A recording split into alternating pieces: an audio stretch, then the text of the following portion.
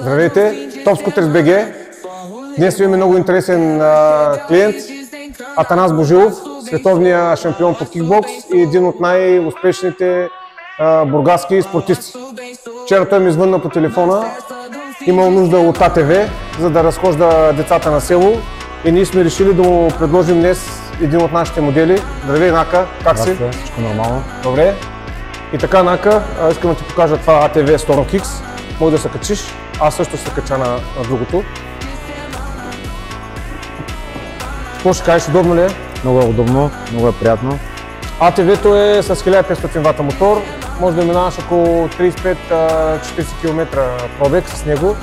Деца вика, може да си качиш едното детенце.